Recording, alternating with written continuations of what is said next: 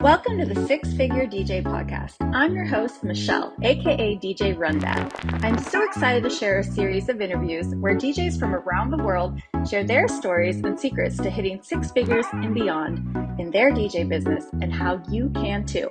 Thanks for tuning in. If you like what you hear, please rate and review the podcast and share it with your friends. Welcome to the Six Figure DJ Podcast. I am your host, Michelle Miller. Today, I have a special guest, Big Earn. What's happening? Hey, good. How are you, Michelle? I'm doing good. I'm so excited to talk to you today and get into this topic of becoming successful DJs and hitting the six-figure and beyond mark. Absolutely. Yeah. Thank you for having me on. Yeah, for sure. So I like to start just a little bit of background. Tell us a little bit about how long have you been DJing? How did it get started? Yeah. About 23 years ago, I got into the business just because I was helping out a friend fill in when it came to him getting sick. And long story short, I filled in for him at a bar gig. He asked me the next day what I thought of how the event went, and I had a great time, I told him.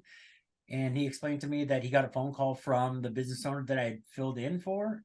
And he basically told him that I was terrible and to never have me back ever again. What? That's how it started. I'm not even kidding. That's how it started. Well, that's an unusual story. It really is. It really is. But it was a catalyst, though, since I loved the interaction with the guests, being able to play music and have fun. Obviously, I didn't know what I was doing because I was just helping to fill in. And that's when he asked me, he's like, would you like to train? Would you like to get better? So that was a crossroads. I could have said, nah, I'll just be a spectator, or I could learn. And that's what I did from that point. I learned. I educated myself in karaoke, when it came to hosting skills, and then the DJing part of it kind of fell into place when filling in those gaps at karaoke shows. Not everybody's going to sing, and not everybody's there to some people are there to dance too. And that's what I did. I filled those gaps in with DJ music in between. And then the evolution ever since then, going into other events besides bar gigs, like weddings. That was another one. I got asked to do a wedding then at that point, to do karaoke, to MC. And then I learned the trade and continued on. That's where I'm at still today. Fresh back from Nashville, the DJ Collective. Name drop on that one, sorry. But still training though today. Still. Yeah, there's always so much to learn. And especially when new opportunities come your way, being someone that can say yes and take that chance, sure, I'll do that. I'm up for the challenge. And that's Right. where the real growth happens. And how we build our confidence is by saying yes to those things, experiencing them and being like, okay, I survived. That wasn't that bad. Actually, it was a lot of fun. Actually, I did really good. Exactly.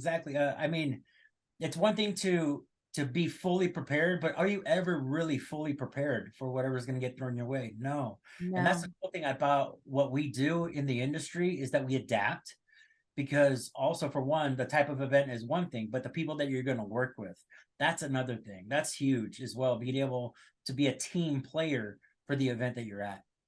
Yeah, absolutely. And I think we'll get deeper into this about working with the vendors, our clients. There's this term I learned of called style flexing. And it's you're talking to someone, you're feeling out what their personality type is. And if they're a analyzer or controller, they're going to want to know all the fine details of well, what are you bringing? What equipment are you bringing? And they want to know every little thing that's going to happen. So that's fun when you get to explore all the different types of personalities and people you're working with, and knowing this one is very well organized. This one's a little more go with the flow. This one's a little more outside of the box. Yeah.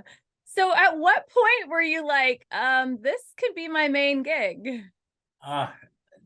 My deciding factor where I jumped in, I want to say, was about 13 years ago. I worked for a corporate company. I won't name drop that one.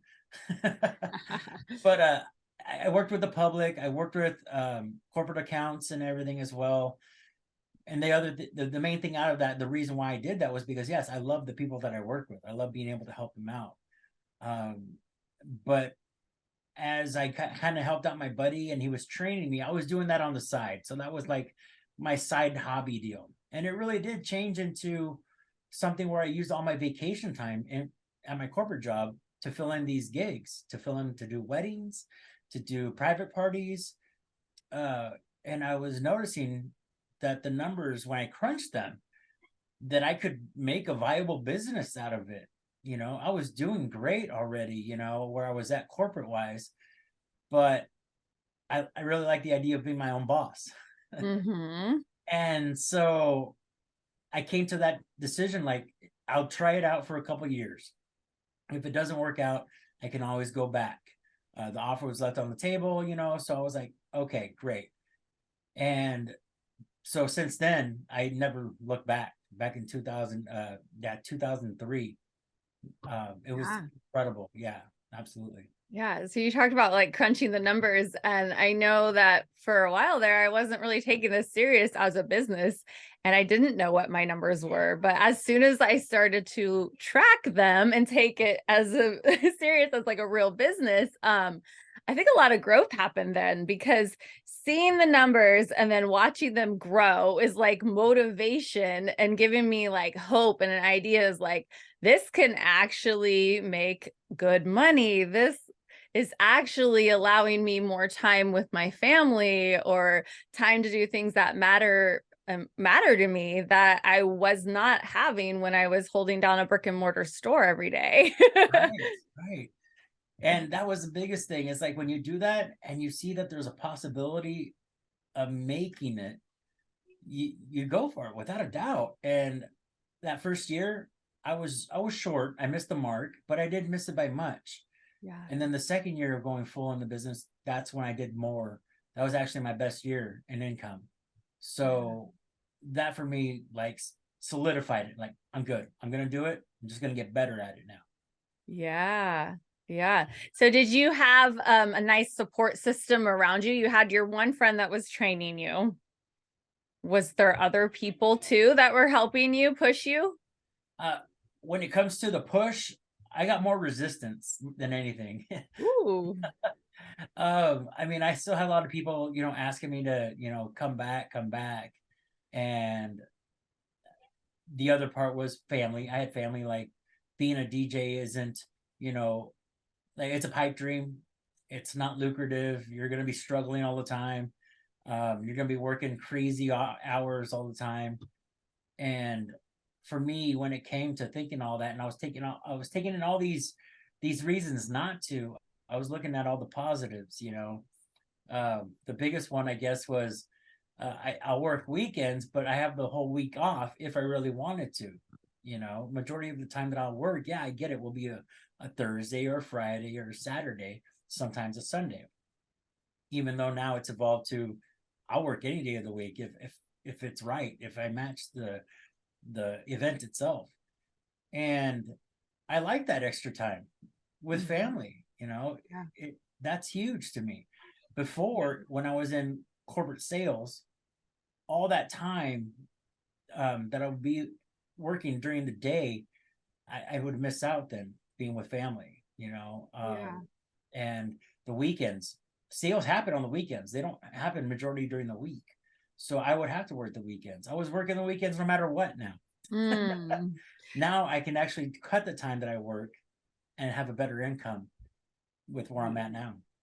Yeah. So coming from a sales background, they say once you master sales, you can really do anything. Yes, So do you feel like that has definitely helped your success is having that background in sales to sell your services now? absolutely. 1000%. I would say the sales portion of it, all the sales trainings that I've gone through, a lot of it you can adjust into your personal life, your social life. Um, a lot of it has to do with when you're asking questions to people, and making sure that you're matching what they're asking for. So a lot of the times we get into sales and it's like we're what's called word vomit. We're throwing up all these things. Oh, I got this. Oh, I can do that. Oh, I can do this for you. Oh, I can do all that. And the client never wanted it from the first place. You know, they just wanted one certain thing. Like, look, hey, slow down. I just want a photo booth. That's all. You know? Yeah. I've Yes. I've heard that. I don't feel like I'm that style. I don't really want, I'm not trying to sell you something you don't need. I really want to Right. know, what are your needs? This is customized to what you want. If you don't know anything about hiring a DJ or what we provide, let me tell you. But let me remind you, it's all about what you want. Right. Best question to ask in that sales process is just say, so what are you looking for? Yeah. Start it off that way. Then they're going to tell you everything. They're going to say, well, I've never been married before, so I don't know what I'm looking for, but what I do know what I want. And then that's when they'll tell you. Then they'll open up. And then that's when you can actually channel with what you do to what they're looking for. Once you do that, you're earning that trust at that point. Because I don't know how many times I've heard that from clients saying, you're the first person to ask me that I've talked to DJ wise that wants to know what I want. Mm. Because usually they're throwing all these things at me of all this stuff like lights and photo booth, and when it comes to the dance floor, when it comes to the ceremony, they're throwing all these things at me, and it's just so overwhelming. And you're the first person who's like, stop and say, what do you want? What's important to you? Love That's yeah. Because like I said, we can throw everything at you, but it won't make a difference unless you know that I sat here and asked that one question: what do you want for your day? Yeah, really making it about them, letting them kind of dream into it and feel into it. Because once a bride starts talking about their big day, they probably get like all excited. Exactly. Yeah. You know, not to go off subject, but that's one of the first things you ask in dating also. What are you looking for? What are you looking for? Anyways, back to the subject. So I'm not going to stray too far. So yeah, that's great. Like, great advice. What are you looking for? Right. Getting good at sales. What about valuing your worth? Because I know for me, my own growth of how much I used to charge and how much I charge now, like it's just gone up and up. And some people really struggle with this. Yes. I had a really good talk with a team member, somebody I work with as well. And he literally asked to sit down and talk to me and kind of pick my brain. This is before we started working with each other. And I asked him the same thing, when it came down to brass tacks, what we're charging and stuff, it was a big difference. And he'd been in the industry longer than me. And a lot of the times is that he would work with people that valued him, but valued him as a bargain. Oh. Okay. So he's really good at what he does, but at the same time, they know it at the rate that they were paying for was a heck of a deal. And so when I explained to him, I was like, where do you want to be at though? How much do you want to be making? And then he told me the rate, and I was like, okay, so how do you feel that rate with what you're doing justifies that rate? What are you offering for that rate? That breakdown, let's break it down, for what's it cost to do this? What's it cost to do that? And it started to click a little bit more. I go, now you see, with what you're offering quite a bit. And absolutely anybody's going to pay that price because it's a heck of a deal. It really is. I get it. There's other DJs out there that bring very minimal, but they do so much on the back end when it comes to the planning, when it comes to the creative aspect, when it comes to MCing. Not every DJ out there likes to MC, but that's a paid service though. That is something that they would literally have to bring in another person, another entity to do that service for them.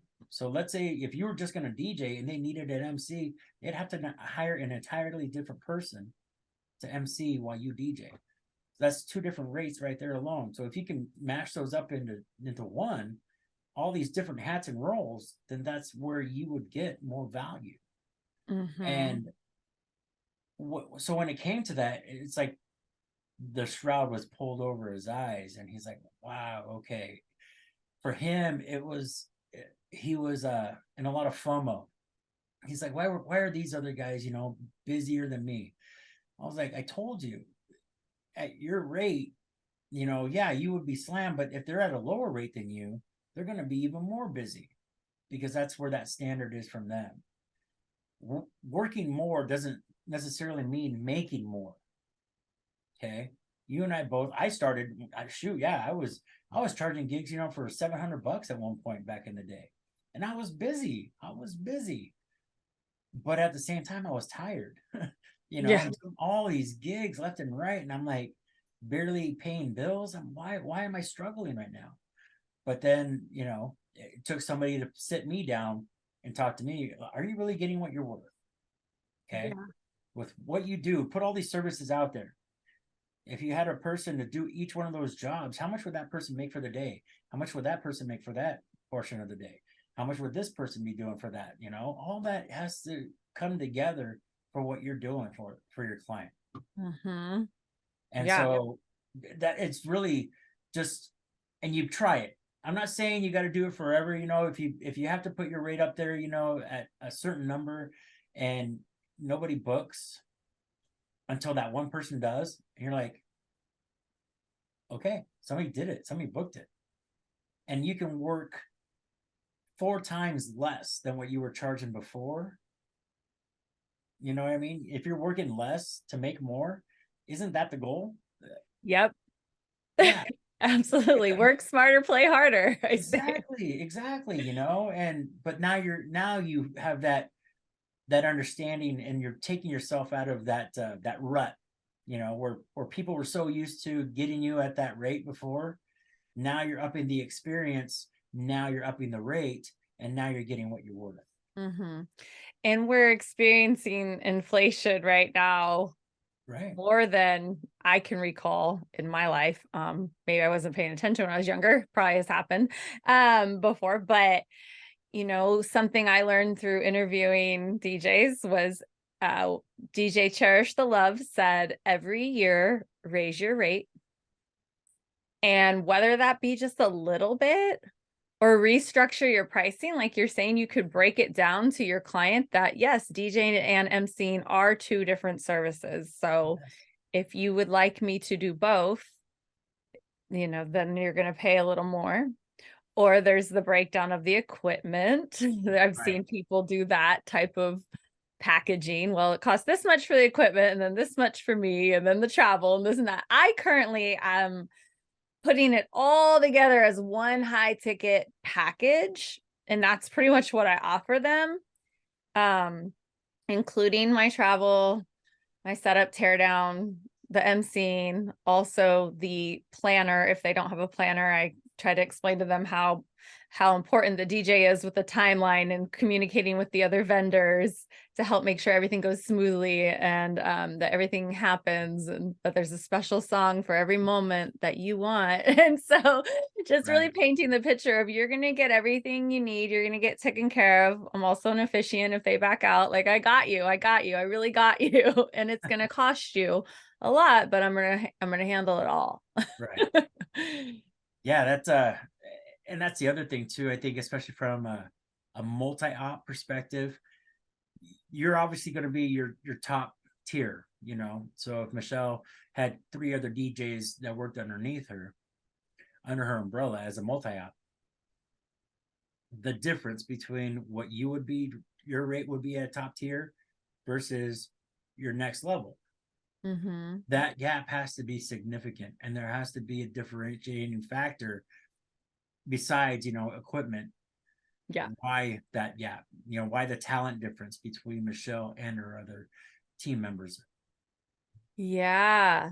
That is a fascinating thing. Yeah, I've, I've I've seen it where like the primary DJ owner, business owner, is only a few $100s more than the next person below them. They're like, well, are you saying that they do exactly what you do, and I'm just paying for the name for you. It's like, well, if I save a couple $100, why not, right? Yeah. Yeah. Yeah. So let's talk about this of having team, because you and I are similar where we are, you're Big Earn, I'm RunDat. And Yeah. I know you've had other DJs do events through your company, and I am too. And I have too. And that's what has helped me scale to that 6-figure mark, is by having a couple DJs that I love and trust that work under me, and I can send them out to gigs when I'm already booked. Right. So do you feel Exactly. like that's helped you, grow, your sales and your company? Yeah, it's done a combination of things. So the first one is a lot of the clients that I work with, they reach out obviously and they try to book. And if I'm not available, the next question is, well, who do you trust? Who do you recommend? And that's the other thing why I love going to these conferences, and is meeting other like-minded DJs that mirror what I do. I love their personality, their business model, and if they're wanting to collaborate, then I can actually refer them to my clients then, knowing that they're going to be taken care of, knowing that they're going to rock the house for them. But as long as the client understands like what it would take to get them over here. So whether they be from California, whether they be from Nevada or Texas, I've had Mike Villa come up here a few times and everybody loves him. Everybody that's worked with him has loved him. So that's the concept. It's just making sure that if the client is really looking for somebody that emulates what I do, I'll put them in front of the right people. Uh, some of the local DJs, here in the area, they just gotta, step up the game quite a bit to get to the clientele that I'm working with, that are looking Mhm. for that are they understand that they're investing for their wedding day. So they're gonna get amazing talent. Yeah. Yeah. So let's talk a little bit about that of, you are putting your brand, your name, your reputation on the line. So yeah, definitely. I love that you mentioned like conferences being a place to meet and network for that purpose. Yes. What about the local vendors? Like, so like, do you have specific vendors that you're doing a lot of work with? Like, have you built relationships with different wedding planners, venue owners? Like, I know that that is a big strategy that I believe is a very important one to almost focus on early on, like almost before building your brand. Like I did focus on building a brand first, but looking back, once, like if I would have spent a little more time nurturing those relationships strategically with vendors, venues, I probably would have grown faster. But once I did prioritize that, which was my last year's priority, I Yeah. doubled my sales. So That's amazing. Yes, I all down the list, down the checklist. When it came to, I think at one point, if I start back from the beginning of when I started my business, I had it asked backwards. For me, I thought it was like being around the certain DJs, the popular ones in the area. Going to their shows and seeing how they interacted and what they did. Um, Granted, in my area, I was very limited in what it was, um, but a lot of it just seemed like they would kind of keep everybody out, kind of elbow people out, like this is our baby, this is our baby. So I really didn't have an opportunity to learn from the local talent. Uh, I found myself picking the brains of the more business driven when it came to the entertainment business. And that's when I kind of did my own thing. I stumbled, I fell on my face all the time, lots of failures. Oh my goodness, just more than I can count, but I didn't quit. I just learned that didn't work, that didn't work, this works, so I'm going to continue on. But the biggest thing was just being wherever you're at when it comes to an event. Make sure that yeah, you're courteous, you're friendly, everybody's working for the same goal. And I organically was being put on these vendor uh, recommendations as far as on their websites. And I Mm. remember a mentor told me, he's like, go check out the websites. If you're on the vendor list, see who's on that list. And I didn't even check before, but when I started checking on my local vendors, so like venues, planners, florists, caterers, I was popping up automatically. I'm like, wow. And I reached out to them. I was like, well, thank you very much for putting me on your vendor list. I didn't even realize it. And I'm like, oh no, we love working with you. We do. So that for me was an eye opener when it came to what my mentor was telling me to do, and I was already there. Mm. So my advice to anybody doing that, to if you're just starting, definitely just be that friendly resource, put the ego away, don't be a diva about stuff. If it, if you can help out in any way, you're going to shine more than any other vendor that had never done it before. That's huge. If you're an asset to them, like, we can rely on this person to not only come in and set up, but when they tear it down, they left it looking better than what they had it before when they came in. I've seen it where cleaning up, maybe they're tearing down tables and you're done a little bit early. What better time and opportunity to kind of get to know the venue staff and help them out, help break down, help throw garbage. You got a chance now to really build something more from nothing. It takes time. That's the only thing. You're not buying stuff. Now you're interacting. You're like, wow, this person's really helping, getting into the nitty gritty. Yeah. Yeah. So it's huge. Yeah. I love that. Yeah, I definitely have had the opportunity to help like with setup, more in particular in setup than tear down. Tear down, I'm usually got to get home to the kids, but come there early if you got time and you see that they're struggling to get those flowers and candles on the Right. tables and those cups out, like help out. They'll remember that. They're like, wow, the DJ was like playing music and helping with the table settings. Like, Right. you want to make it as smooth as possible for everybody. And that is a great way. Um, I always have done this when I was younger and I was clubbing. I always needed to meet everybody who was like working there. So like, well, who are the security people? Right. Who are the bartenders? Who are the DJs? Who's promoting this party? Who are these people on this flyer? Who owns this venue? Who does the booking here? Like it's just like I naturally did that and I use those skills now. Like, well, who's all involved here? And like Right. like make sure that we meet and first impressions are important too. So definitely if you're getting into a new venue, new team of vendors, make sure you're introducing yourself. People can know who you are. Like I now have my name on my computer. I didn't always have my name on my computer. Like little ways to have your name somewhere out there. You could Without, change it up too. I think I could change my name if I really wanted to. yeah. Let's see. Let's Oh see. yeah, right, yeah, yep, right there. That's important too.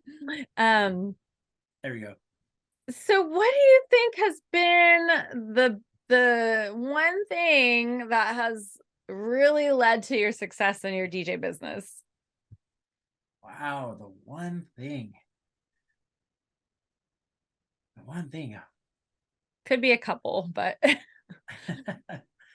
um, my passion. I think number one, my passion for what I do.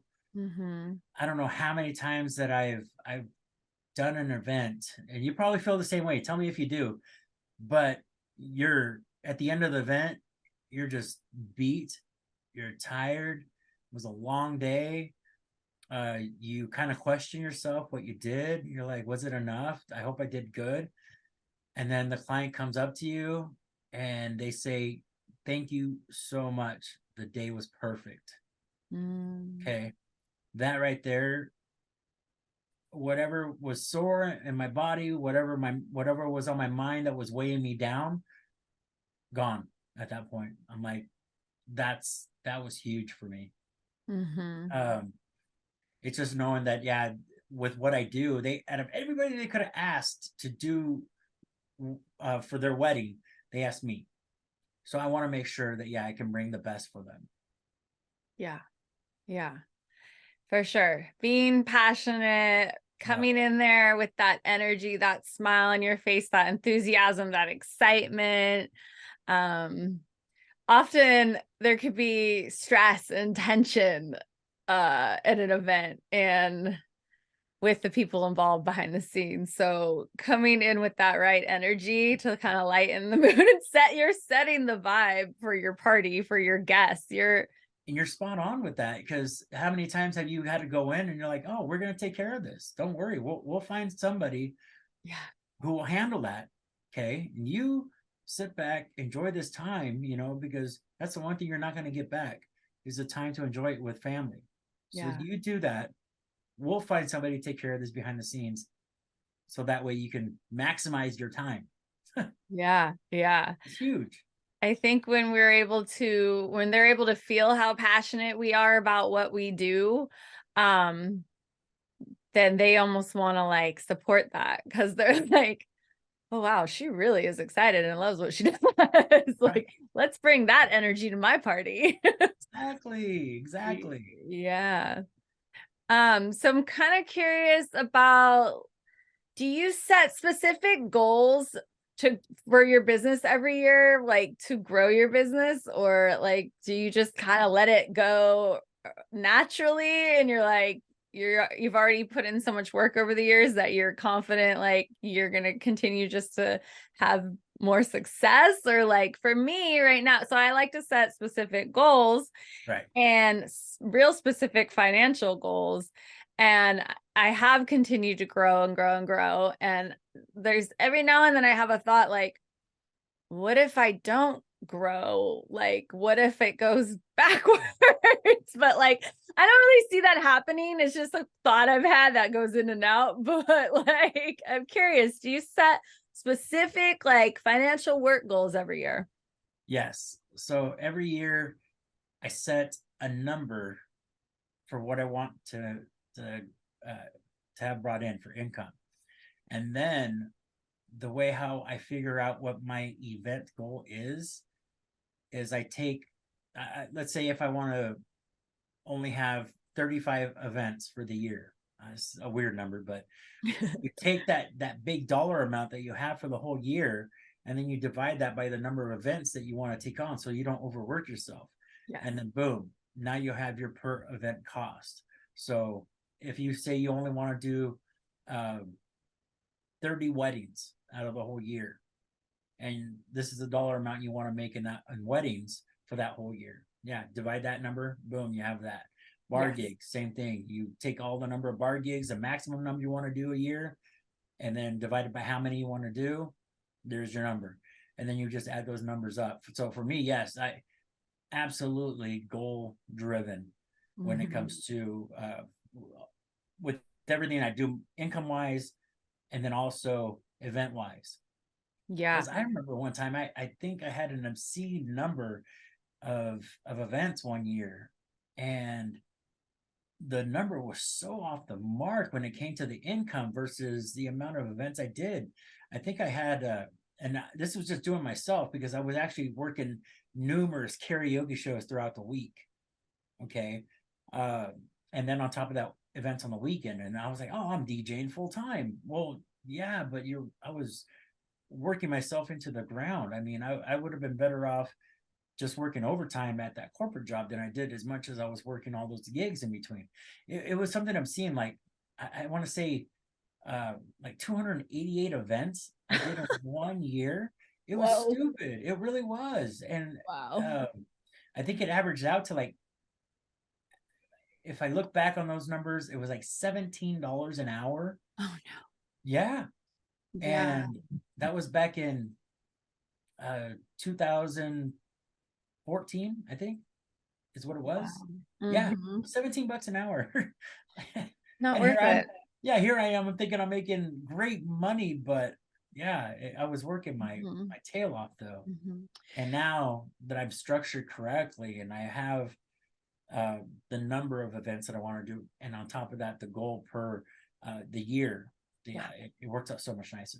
Yeah, I agree. I do the same thing. It's like, okay, if I wanted to hit six figures and I primarily want to do weddings, Right. that's 25 weddings at 4,000. And what has helped me get to the 4,000 mark is by adding more services, lighting, photo booth. Because yeah, and it's working. Yeah. It's working. And you're an officiant as well, you know, you're ordained. So Yeah. that's another thing you can add on. That I'm the same thing. I do that as well. I offer that. So like I said, it's just a matter of like, what do you bring to the table to be at that mark? And that's where Mhm. I think new DJs especially they struggle with, because they just want to make everybody happy, try to please everybody. Mhm. And so what you're doing is you're just being a broad open um service provider, you know. You're trying to be like the Walmart, where you offer everything under the sun but at bargain value. Yeah. So I'm not saying that Walmart is terrible, no, but at the same time, you know, you don't see Gucci flinching whenever Walmart has a sale on pants. You know, it's not like Gucci all of a sudden goes, "Oh my gosh, Walmart is selling $10 pants." You know, no, Yeah. there's a market for everybody. Okay, there's people that yes will shop at Walmart, and that's fine. And but there's also going to be people that shop at Gucci because they're offering a different product.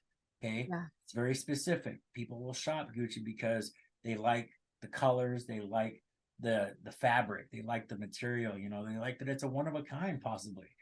That's the other Mhm. thing too. It's like, what's the value to them? There's a market for everybody. Yeah. Yeah, and I think it's important not to fall into the scarcity mindset, especially today. Um, yeah, we're going into a recession or we've been in one. Like, yeah, Yeah, economy's kind of crap right now, but people still have money. People still value entertainment. It is their for weddings, it's their one of the biggest events of their life. A lot of these celebrations. right. So so, I like to say don't fall into that scarcity mindset. And once you prove to yourself that you can charge that higher ticket, you have proof of concept. You could do it again. And if they don't want you, it wasn't meant to be for me. Exactly. Exactly. Yeah. So speaking back on like vendor relations and client relations and relationships, because I truly believe that's what it's all about, is there anything you do maybe special there that makes you different that you do to nurture those relationships?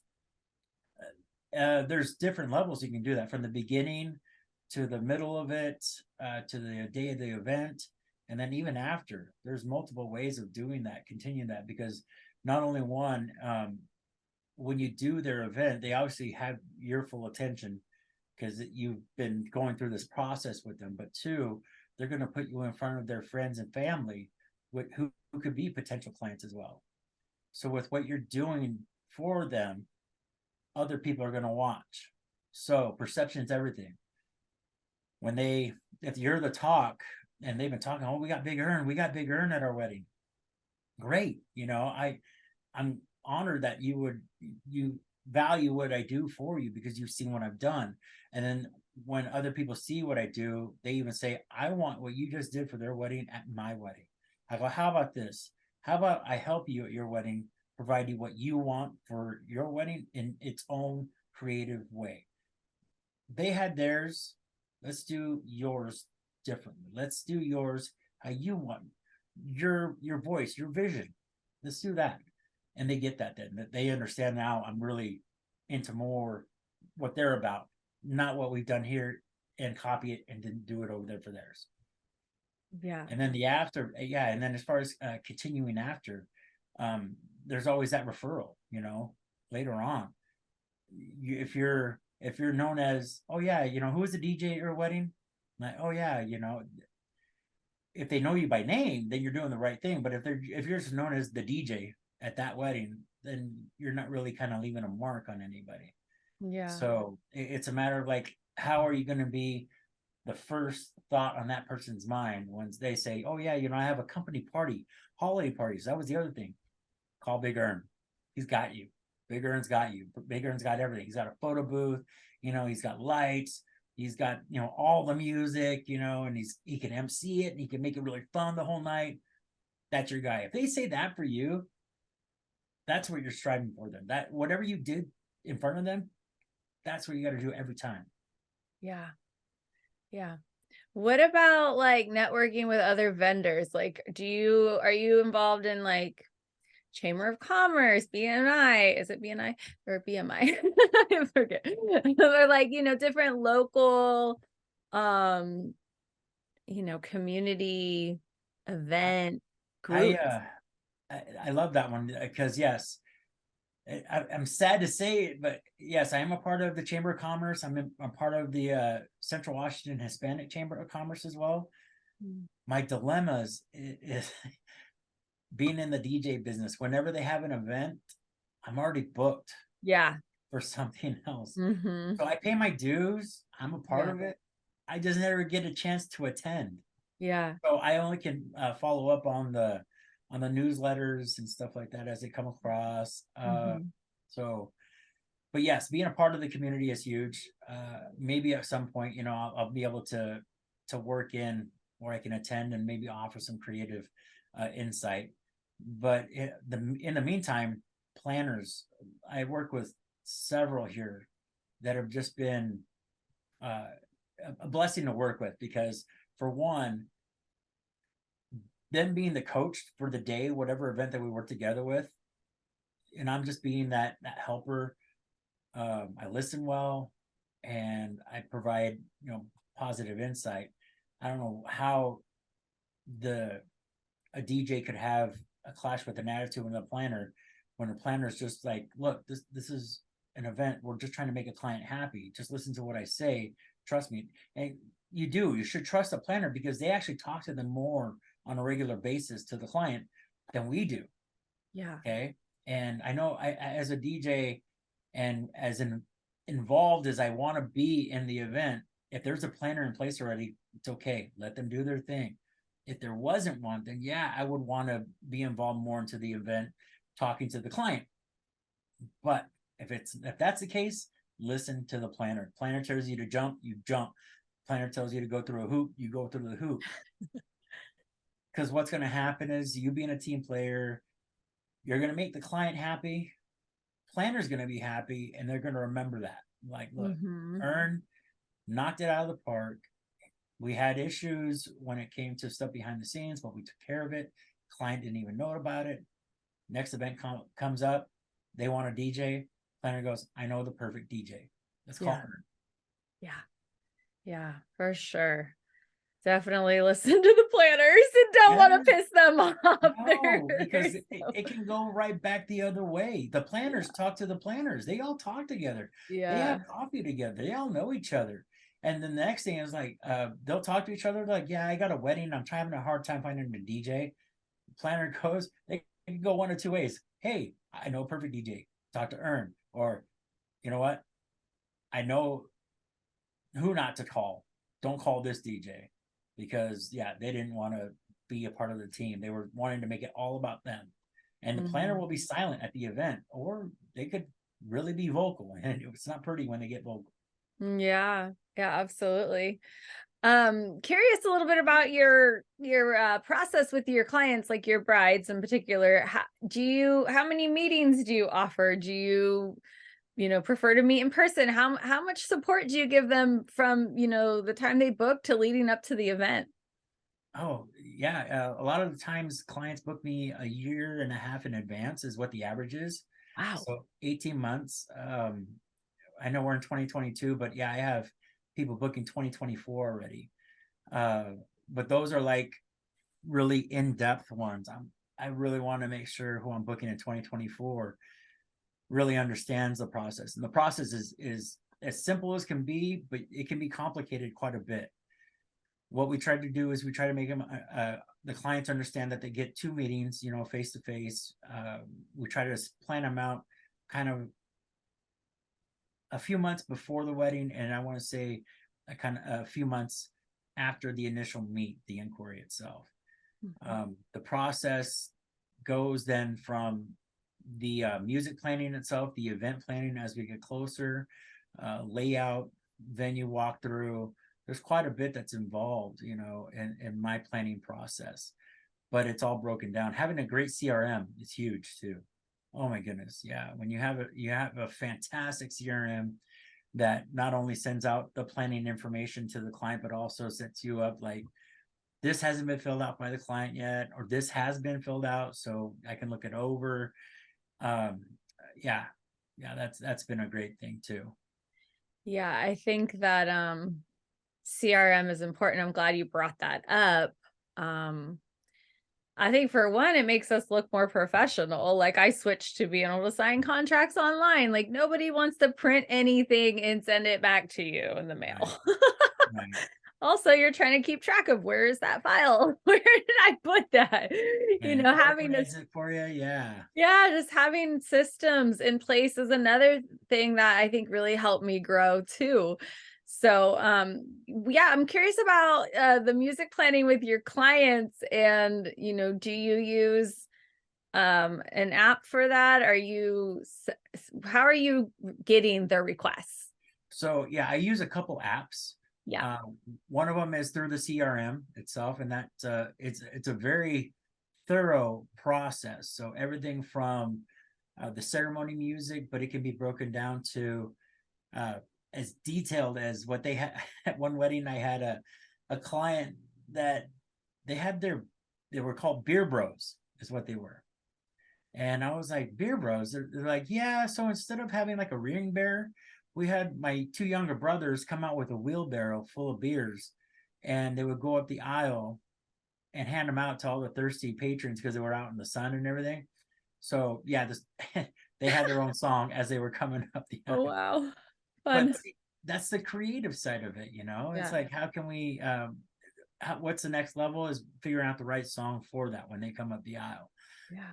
And all that is in the planning forms. And then, yeah, there's another app that they can do from their phone.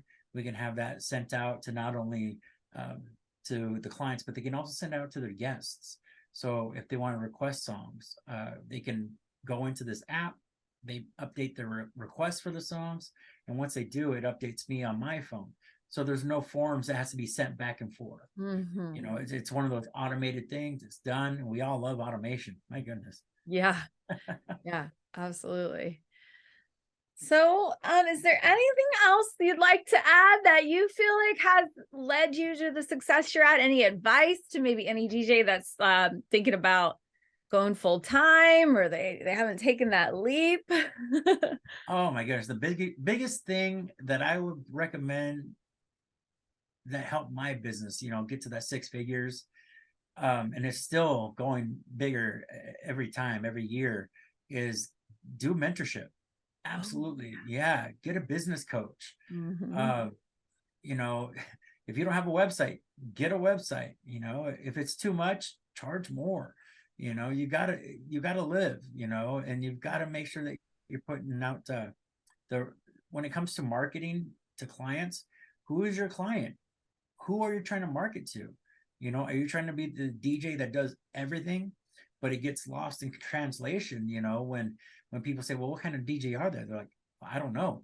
I just see a bunch of bar stuff. So, but if you're working bars, but you want to aspire to do weddings, why are you working in bars all the time? And you want to go the other direction. You got to really figure out, how people see you, especially on social media, especially on your website, your SEO, your search engine optimization. Who's working on your website? I'm throwing a lot of things. I know I'm kind of rambling That's on this, good. but there's so much that comes into play. It's like, how big of a funnel are you trying to capture all this business? And then when it comes to those people, is it the right audience? You know, Hmm. are you trying to play a rom-com, to a bunch of science fiction, people? It doesn't make sense to do that, Yeah. when it comes to what you're doing, what you're showing people, what you're showcasing. So Hmm. that's the biggest thing. Yeah. Business coach, get mentorship. I have two that I work with, and they've been phenomenal. Been working with one of them for about a year and a half now, and then another one that's been working for about a year now. That's so good to hear because I've had coaches. I have coaches now. I've had coaches for 7, 8 years, and I have given them a lot of credit to my growth Absolutely. in my business and in my personal life and all of it. And Yeah. yeah, I did actually want to touch a little more on that because you are fresh from the DJ Collective. Yeah. We met at did we meet at MEX last year? Yeah. We met at MEX last year. I thought so, just confirming. Yeah. A We lot met in has the pandemic. happened. We met Yeah. in the pandemic, remember? When, yeah. Yeah. So we met online during the Yes. pandemic when everybody was like, what are we gonna do? And that was a great time to bring our community together closer and to network within our community. And then, yeah, at the different conventions, you seem to manage to get to all of them. Go earn 1 year. I'll make it to all of them. But first, I think for success, you have to be willing to keep putting yourself out there to learn and grow, like you mentioned. And that's a great place to do it is at DJ conventions. I think also it's like you go there and you spark new ideas. You get a push of motivation. You meet new people. You learn from them. Your circle grows, your business Right. grows. You don't know, like I always say, one opportunity leads to the next opportunity, one gig to the next gig. Who knows when one day you might be getting flown out to do a destination wedding in Mexico because you met somebody at the convention and they had, a client and they're like, oh, Ern would be perfect. He loves that salsa. And on the flip side, the other cool thing is, you know, you being an inspiration. How cool is it when people come up to you and ask for your input, your advice, what your recommendations, As much as we go out there to learn ourselves, there's other people that I've had, come up to me and like, oh, Ern, I want to sit down, I want to pick your brain. And that catches me off guard because I'm always like going into class and then somebody wants to learn from me. I'm okay, this is cool. Right. I mean, sometimes just one little thing that we can do can make a big difference in somebody else, Right. So it's important that we, for me as a mother, be the role model for my children, and for our community too, like showing them what's possible. Me as like, I'm just like a little mama from a tiny town with big dreams. Like, so it does feel good to get that feedback when someone says, you really inspired me to go after bigger goals, bigger dreams. And yeah. Yeah. So was there any one big highlight of the DJ Collective besides FaceTiming me from the steakhouse with Stardust? Um, as far as education wise from the Yeah, collective, like, yeah, education wise, was there any one big like aha takeaway, or is there something you're gonna implement now that maybe you weren't, or um, I got to say, probably one of the coolest things was the motivation. Lots of motivational speakers, and they hit home on quite a few things. A lot of it was, you know, what you do as a creative. Okay, not trying to, emulate anybody else or anything. That's one thing, but with what you do, what you bring to the table, don't try to assimilate to what other people do. You're doing this for a certain reason. Okay. Your heart and soul goes into what your product is. And the last thing you want to do is be known as the guy that copied that other person. Okay. Doesn't necessarily mean about gear, doesn't necessarily mean about, you know, your your persona, what you're doing out there. Okay. But your heart, more than anything, you go into it knowing that you put yourself out there. And then people love that. People buy that. That's what they're looking for. Okay. They're not looking for, oh, yeah, I want the guy that copied that person. That's who I want. Nobody ever said that. you mm-hmm. know? So, and also the other thing was to, what you're striving for, don't get that FOMO, don't get that, uh, that mindset, that scarcity mindset, as far as with what you're doing, shine bright. We always hear that, shine, shine, shine bright. I don't want to swear on here, but I think Christoph put it best when he presented. And I wish you were there because you would have loved it too. He put it this way. He said, the sun doesn't care that it shines so bright, it blinds you. Okay. But he said it, he threw a little vulgarity in there and I loved it. But basically, the sun doesn't give a crap that it blinds you. Okay. That's how bright the sun shines. Mm-hmm. And that's what you need to be. You need to shine so bright, okay, that you stand out. People, yeah, will notice you, okay, but for you. Yeah. Yeah. Authenticity. Oh, nobody can duplicate this, baby. That's right. When people say, I want that big earned energy, it's like, okay, yes, Yes. that's the thing. You got to just have your own thing. And I continue to say my biggest asset is my energy. I'm selling my personality. I am not the best DJ. But I will do my best, bring my best. And that's with all the planning. That's all that time between now and then the day of the event, all that planning in between. That's how you execute. Okay. Mm-hmm. And that's the thing. Yes, you're striving to do the best you can by that preparation, by that planning. Yeah. Okay. And once that all comes into play, yes, 99.9% of the time, it's going to rock. It's going to be fantastic. It's the one time that people just don't prepare at all.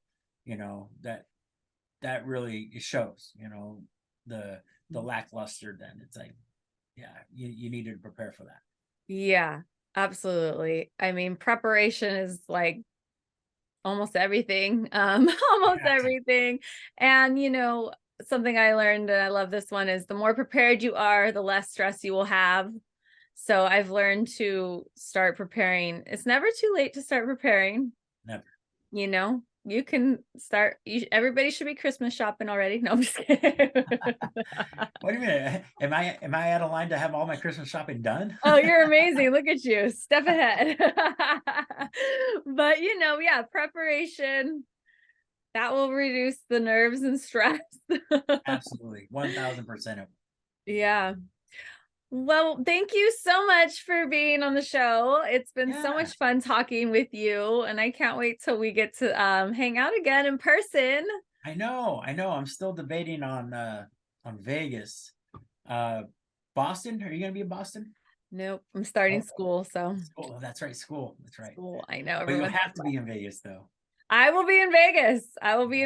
And I'll be speaking on this topic, how to, hit six figures in your DJ business. So that's a lot for me to squeeze in because I have Maui in April, which is another training that I'm doing for Marbecca. Ooh. Yeah. I'm taking their gold class certification. Ooh. Yes, I get a complete, but doesn't mean I can't ever go back. I can go back and learn the other ones again. But yes, Maui, Vegas, oh my goodness.